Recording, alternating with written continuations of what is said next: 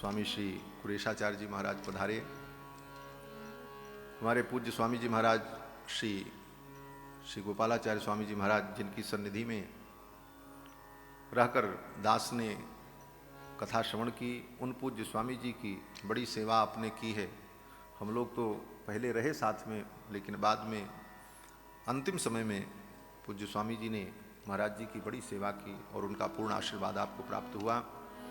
आज हम सभी लोग श्री धाम में विराजमान होकर भगवान की मंगलमयी कथा का रसास्वादन कर रहे हैं। इस कार्यक्रम में हमारे सुहृद पधारे, आपका स्वागत, अभिनंदन, वंदन। तो मैं निवेदन कर रहा था कि मंथरा ने जब इस प्रकार कहा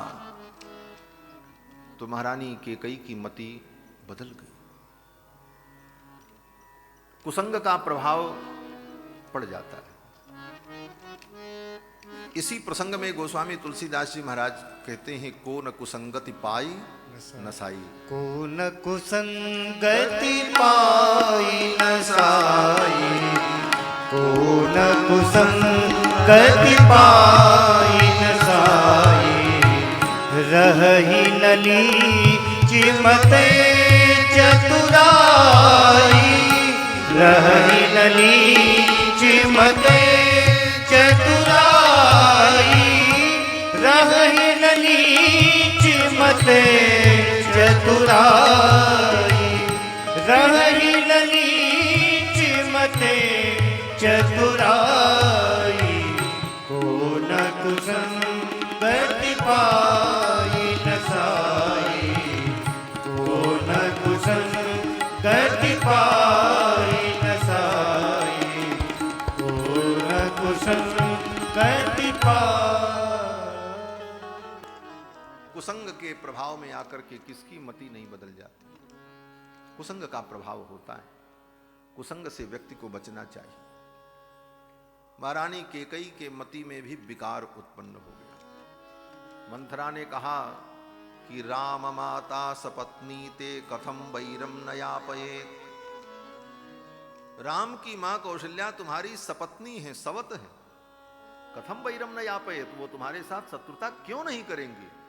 क्योंकि दुनिया में सवत कभी सवत के सुख को नहीं देख सकती। उदाहरण दिया, क्या उदाहरण? बोले, कद्रु विनित ही दीन दुख तुम्हें कौशिला देव। कद्रु ने विनिता को दुख दिया, ये सारे जगत में प्रसिद्ध है। कौशल्या भी तुमको दुख देगी। कथम वैरम न यापयेत्, वो तुम्हारे साथ शत्रुता क्यों नहीं रखेगी? जब सवत की बात आ गई तो महारानी कैकेयी रोष में आ गई। ऐसा नहीं हो सकता।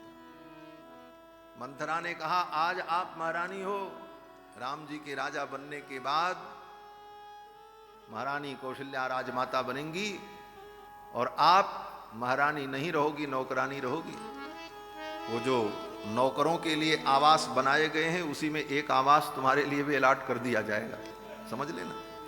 अब तो महारानी कैकेयी को बड़ा क्रोध आया। ऐसा नहीं हो सकता, मैं प्राण दे दूंगी लेकिन मैं सवत की सेवा नहीं कर सकती। मंथरा ने देखा मेरी युक्ति लग गई। कैकेयी ने कहा, मंथरे अब तो कुछ किया भी नहीं जा सकता। कल ही महाराज राम का युवराज पद पर अभिषेक कर देंगे। अब तो कोई उपाय भी नहीं। अगर तुम्हारे पास कोई उपाय हो तो बताओ। कथयस्व ममोपायम केनोपायेन मंथरे। मंथरे, कोई उपाय हो तो बताओ जिस उपाय से भरत प्राप्नुयात् राज्यम न तु राम कथंचन। ये राज्य भरत को मिल जाए, राम को न मिले, ऐसा कोई उपाय है तुम्हारे पास? तब मंथरा ने उपाय बताया। मंथरा ने कहा, महारानी आपने 2 वरदान मांगने के लिए, महाराज ने आपसे 2 वरदान मांगने के लिए कहा था, वो 2 वरदान आज भी बाकी है। महारानी ने कहा, मंथरा ने कहा, बस आज वही युक्ति काम करेगी। एक वरदान में भरत के लिए राज्य मांग लो और दूसरे वरदान में राम जी के लिए 14 वर्ष का वनवास मांग लो। प्रव्राजनम तु रामस्य वर्षाणि च 14। 14 वर्ष के लिए राम जी का वनवास और एक वरदान में भरत के लिए अयोध्या का राज्य। और दशरथ जी महाराज सत्यवादी हैं, उनको सत्य का स्मरण दिलाना, और जब वो सत्य की शपथ ले लें, राम जी की शपथ ले लें, तब अपने मन की बात कहना। इन्हीं 2 वरदानों से कार्य की सिद्धि हो जाए। ऐसा उपाय जब मंथरा ने बताया तो महारानी कैकेयी प्रसन्न हो गई, उछल पड़े, बोले मंथरे तू इतनी बुद्धिमान है, मैं तो सोच भी नहीं सकती थी कि ऐसा सुंदर, सुदृढ़ और मजबूत उपाय, अमोघ, जिस उपाय को टाला नहीं जा सकता। आज तो मैं तेरी बुद्धि को प्रणाम करती हूं। अब तो मंथरा के अंदर महारानी कैकेयी को सारे सद्गुण दिखाई पड़ने लगे। यही जीव की मानसिकता है। जहां हमें अपने स्वार्थ की पूर्ति दिखाई पड़ती है, वहां पर उसके अंदर दुर्गुण में भी गुण दिखने लगता है, और जहां पर हमें अपने स्वार्थ की हानि दिखाई पड़ती है, वहां पर सद्गुण में भी दुर्गुण दिखाई पड़ती है। ये मन स्थिति है मानव की। अब मंथरा के अंदर सारे गुण दिखाई पड़ने लगे महारानी कैकेयी। जो मंथरा कुटिल है, मंदमती है, नाम मंथरा मंदमती, लेकिन उस मंथरा में भी महारानी कैकेयी को दिव्य गुण दिखाई पड़ने लगे। महारानी कैकेयी ने बड़ी प्रशंसा की मंथरा की। महारानी कैकेयी ने कहा, तदेवस्थगुम यद दीर्घम रथ घोणमिवायतम। अरे मंथरे, ये तेरे पीठ पर ये जो कुबड़ निकला है ना, ये कुबड़ रथ घोणमिवायतम, रथ के धुरे के समान, वो रथ के पहिए में जो लट्टू लगा रहता है गोल किनारे, बोले रथ घोण मिवायतम, रथ घोण के समान ये तुम्हारे पीठ पर जो कुबड़ निकला है, ये कुबड़ नहीं है। मतय क्षत्र विद्याश्च, ये तो बुद्धि का खजाना है, इसी में सारी बुद्धि भरी। ये तेरा कुबड़ जो है ना, ये बुद्धि का खजाना है, इसी में सारी बुद्धि भरी। मतय क्षत्र विद्याश्च मायाश्चात्र वसंतिते, तेरे इस कुबड़ के अंदर मति है, क्षत्रियों की विद्या है, माया है, क्या नहीं है इसके अंदर। इसी की यह विशेषता है कि तूने ऐसा सुंदर उपाय ढूंढा। मतयः, मतयः माने बहुवचन का प्रयोग किया। इसकी व्याख्या की है टीकाकारों ने कि मति, बुद्धि और स्मृति, ये सब कहीं न कहीं एक दूसरे के पर्याय बन के व्यवहार में आते हैं शास्त्र में, ग्रंथ में, लेकिन इनका एक अलग अलग अर्थ भी होता है। क्या अर्थ होता है? बोले स्मृतिर व्यतीत विषया, जो विषय व्यतीत हो चुका है, जो घटना घट चुकी है, अथवा जो बातें हमने पहले अनुभव कर ली हैं, उनका जब पुनः हम अनुभव करते हैं तो उसको कहते हैं स्मृति। स्मृतिर व्यतीत विषया। और मति आगामी गोचरा, और मति क्या है? बोले आगे क्या होने वाला है उसका अनुमान लगा लेना, समझ लेना, ये मति है। और बुद्धिस्तात्कालिकी ज्ञेया, बुद्धि किसे कहते हैं? बोले तत्काल निर्णय लेने की जो क्षमता होती है उसको बुद्धि कहते हैं। और प्रज्ञा क्या है? बोले प्रज्ञा त्रयकालिकी मता, और तीनों काल में जो काम करती है, भूत भविष्य वर्तमान तीनों काल में जो निर्णय करने का सामर्थ्य रखती है, उसको कहते हैं प्रज्ञा। तो ये बुद्धि, प्रज्ञा और मति, स्मृति, ये सब मानव मंथरा के अंदर है। ये कैकेयी जी कहना चाहती हैं मतयः, बहुवचनांत प्रयोग करके, मतयः क्षत्र विद्याश्च मायाश्चात्र वसंतिते। और मंथरे, अगर मेरा भरत राजा बन गया तो तू चिंता मत करना, ये तेरा जो कुबड़ है ना, इस कुबड़ की मैं पूजा करूंगी। चंदनम समर्पयामी अक्षतम समर्पयामी, इस कुबड़ की मैं पूजा करूंगी। ये कहा है महारानी कैकेयी ने। महारानी कैकेयी कहती हैं अत्र तेहम प्रमोक्षामी मालाम कुब्जे हिरण्मयी, स्वर्ण की सुंदर माला बनवाऊंगी और तेरे इस कुबड़ को पहनाऊंगी। अभिषिक्ते च भरते राघवे च बनंगते, भरत का अभिषेक हो जाए, राम वन में चले जाएं तो मैं तेरी पूजा करूंगी। लब्धार्था च प्रतीता च लेपयिष्यामि ते स्थगुम, सुंदर मलयागिर चंदन घिस करके उसमें केसर और कस्तूरी डाल करके तेरे इस कुबड़ पर लेप लगाऊंगी। कुबड़ को लेपूंगी। और फिर महारानी कैकेयी ने कहा, मंथरे तू चिंता मत कर,